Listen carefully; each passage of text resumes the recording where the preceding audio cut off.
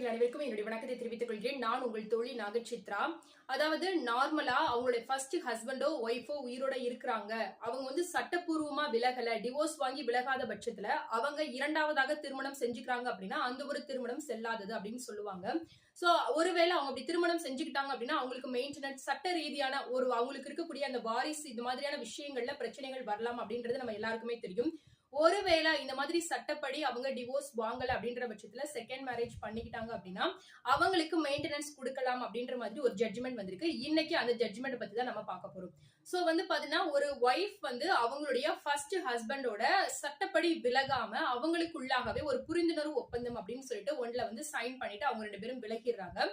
இது வந்து இப்போ நம்ம வழக்கத்துல நிறைய கிராமப்புறங்கள்ல உண்டு. பஞ்சாயத்து பண்ணி பிரிக்கிறது, அப்புறம் தீர்த்து விடுறது, இந்த மாதிரியான வார்த்தைகள்லாம் யூஸ் பண்ணி நமக்குள்ளாக தெரிஞ்சா போதும், உனக்கு பிடிக்கல விலகி நீ செகண்ட் மேரேஜ் பண்ணிக்கோ அப்படின்ற மாதிரி நிறைய வந்து வழக்குகள் வந்து நம்ம இடத்துல உண்டு.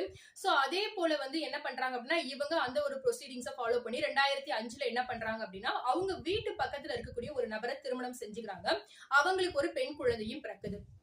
ஆனா அதுக்கப்புறமா வந்து அவங்க திருமணம் செஞ்சுக்கிட்ட அவங்க அந்த செகண்ட் ஹஸ்பண்டுக்கும் அவங்களுக்கும் இடையில நிறைய முரண்பாடுகள் வர்ற காரணத்தினால அவங்க பிரிஞ்சு வாழ்ந்துடலாம் அப்படின்ற ஒரு டெசிஷனுக்கு வர்றாங்க. அப்ப அவங்க என்ன பண்றாங்க அப்படின்னா குடும்ப நல நீதிமன்றத்துல அவங்களுக்கும் அவங்களுடைய மகளுக்கும் வந்து பராமரிப்பு தொகை வேணும் அப்படின்னு சொல்லிட்டு கேஸ் ஃபைல் பண்றாங்க. சோ அப்போதான் என்ன சொல்லப்படுது அப்படின்னா அவங்க ஃபர்ஸ்ட் வந்து அந்த ஹைகோர்ட் ஜட்ஜ்மெண்ட் என்னவா வருதுன்னா இந்த மாதிரி வந்து ஃபர்ஸ்ட் மேரேஜ் வந்து பிரேக் ஆகல, சோ வந்து இவங்க வந்து கொடுக்க முடியாது அப்படின்ற மாதிரி சொல்றாங்க. என்ன காரணம், ஹஸ்பண்ட் வந்து சொல்றாரு இந்த மாதிரி அவங்களுடைய ஃபர்ஸ்ட் மேரேஜ் வந்து லீகலி வந்து பிரேக் ஆகல, ஜஸ்ட் அவங்க வந்து எழுதி கொடுத்துட்டு தான் அவங்க வந்து என் கூட வாழ்ந்திருக்காங்க, அதனால நான் பராமரிப்பு தொகை கொடுக்க தேவையில்ல அப்படின்ற மாதிரி சொல்றாங்க.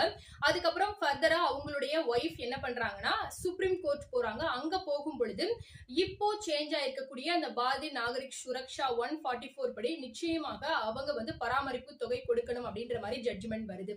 சோ வந்து என்னதான் அவங்க வந்து ஃபர்ஸ்ட் மேரேஜ் பிரேக் பண்ணாம அவங்க செகண்ட் மேரேஜ் பண்ணிருந்தாலும் கூட அந்த சூழ்நிலைகளை பொறுத்து அவங்களுக்கு உண்டான பராமரிப்பு தொகை வழங்கப்படலாம் அப்படின்றது இப்போ வந்திருக்கக்கூடிய ஜட்ஜ்மெண்ட். சோ இந்த மாதிரி லீகல் விஷயங்கள் நீங்க தெரிஞ்சுக்கணும் அப்படின்னு நினைச்சீங்க அப்படின்னா மறக்காம இந்த சேனலை சப்ஸ்கிரைப் பண்ணுங்க. இந்த ஒரு விஷயம் யாருக்கு யூஸ்ஃபுல்லா இருக்கும் அப்படின்னு நினைக்கிறீங்களோ அவங்களுக்கு இந்த ஒரு வீடியோ மறக்காம ஷேர் பண்ணுங்க. இது போல நிறைய பதிவுகளுக்கு மறக்காம கமெண்ட்ல சொல்லுங்க. இந்த வீடியோ பிடிச்சிருந்தா லைக் பண்ண மறக்காதீங்க.